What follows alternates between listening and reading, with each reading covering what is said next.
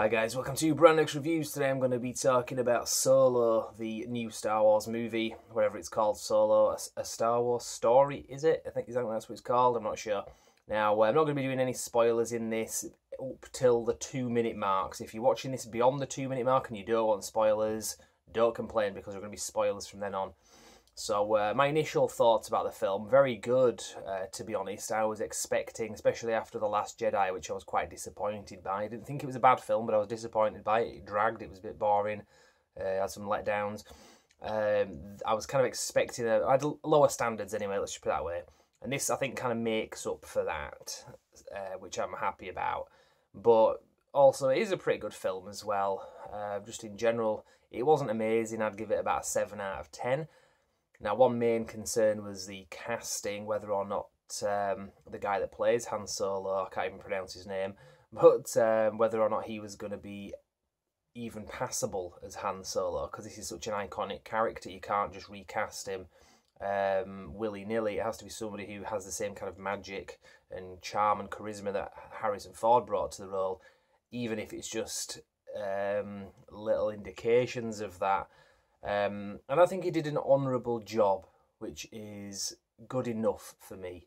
Kind of like the James McAvoy iteration of Professor X coming off the back of the Patrick Stewart character from the X-Men movies. Clearly wasn't the same guy in terms of the performance that he gave, but it was very good and kind of brought something different to it as well. So happy with the film anyway. Obviously, it's not quite as sad as the film Rogue One, but there you go. I'll leave it there for non-spoilers. Now, I'm not going to start at the 2-minute mark with spoilers, but from here on in, I'm just going to start talking and saying what I think about the film. And one thing that I will say right at the end of the film, there is a bit of a surprise there. I didn't know about this, but Darth Maul is in this film. And it kind of took me aback a little bit because I was thinking, oh, well, yeah, when is this set again? Is this before the prequels? No, this is after the prequels. What? Darth Maul's still alive? What the hell? Yes, I realise in some of the animated cartoons, let's call them cartoons, the kids' shows, they're not for adults, they're kids' shows, Rebels and the Clone Wars cartoons are supposedly canon. I can't deny that, it's just a fact. They're supposed to be canon and Darth Maul is alive in those. So it's not a surprise, but to see him actually in the movie now, he is alive, that to me makes me think that they're going to go somewhere with that. It's kind of a no-brainer in a lot of ways. They kind of threw that in there for that reason, but I'll get into that in a moment anyway. So beyond that, what else is in the film? Well, obviously you get to see how he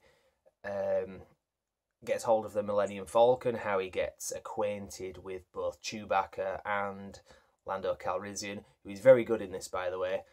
Donald Glover is a pretty good actor, and he really does nail it in this. I think more so than the Han Solo character. I think the Lando character really did come across as legitimate in this, as the guy that we met in The Empire Strikes Back and Return of the Jedi.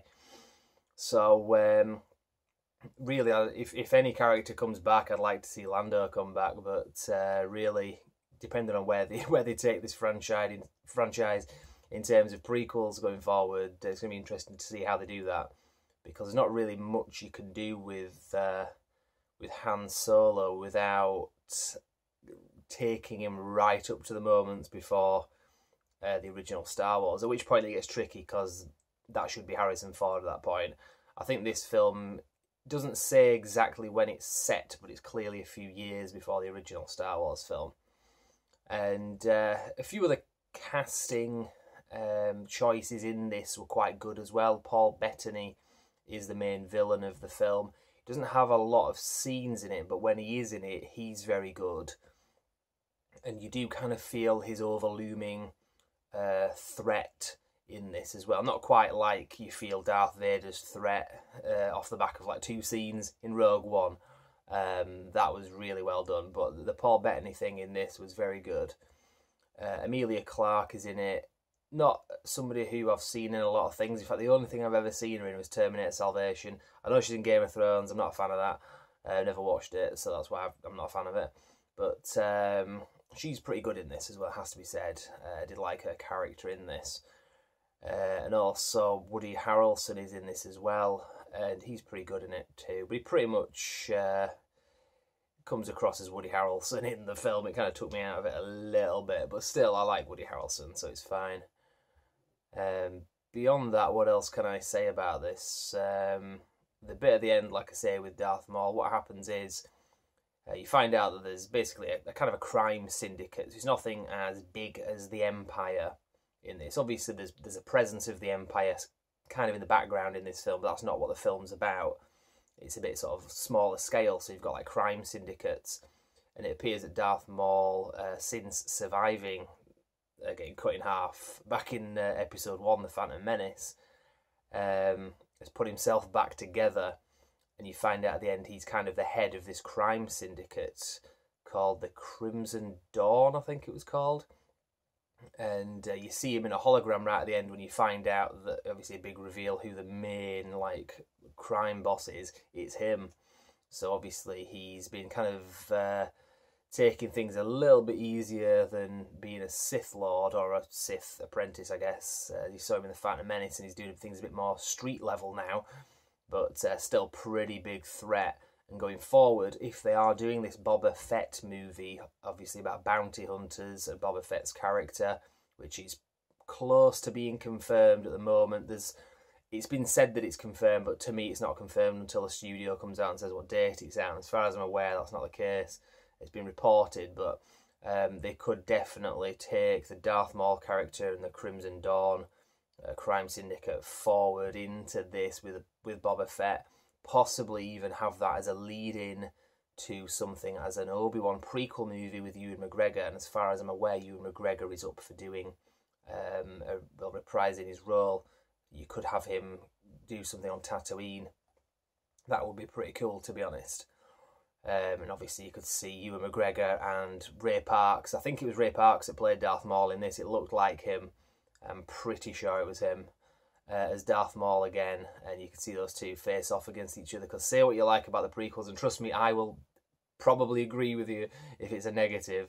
Darth Maul was definitely one of the highlights of the prequel trilogy, and really something quite nostalgic as well. So it was pretty cool to see him back on the big screen, even though I pretty much loathe the prequels nowadays. There was something about Darth Maul, and there was an affection for the prequels at the time when they came out, and I think if they bring Darth Maul back, that would be a nice callback to that, and it might make going back and revisiting the prequels a little bit more bearable if they have some kind of relevance to something better going forward. Kind of like watching the Fast and Furious movies. I'm not a fan of the first couple of films in that, but I will sit through them again now because I know that what comes after is pretty good. So I think if they do bring back Darth Maul properly, and do something really good with him, it'll make me kind of want to go back to the prequels a little bit more and make it a little bit less detestable, possibly anyway. Bit of a weird way of approaching it, but that's just how my mind works when it comes to enjoying these things. It's all subjective.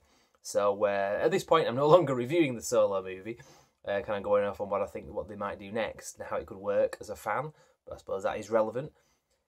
These seeds were sown in the Solo movie, so now it's given me something to think about, and obviously if you've seen the film as well, maybe you're thinking this too. So, like I say, what else can I really say about the film? Comparison to the last Star Wars film, which wasn't episodic, so obviously not The Last Jedi, but Rogue One, comparison to that was a very good film. I would say this comes close to being as good as that. I think Rogue One has been the best film out of all the new wave of Star Wars films in the last few years. This would be pretty close to that as well. I think Rogue One was more important in terms of the Star Wars universe. It was a very important story because obviously it was about getting the plans. There were some real kind of moments in that film as well that were really quite strong as well, like the bit where the female character, I can't really remember her name now, but sees her dad on the hologram, and he leaves the message about the plans to the Death Star and how he put this vulnerability in there. That scene in the film I thought was really good. It was a really strong scene. There's nothing like that in Solo, in my opinion. It's got some pretty good bits in it though, but nothing that comes quite as important as that. So anyway, I think I'll just leave it there. I might do a follow-up review. I realise obviously I haven't included the core in this review. Core, if you're watching this and you want to do a review, we can always do that as well. So there might be a part 2 to this. So I guess for now I'll just leave it there and say thank you very much for watching. And go see Solo because it's pretty good. I recommend it. 7 out of 10.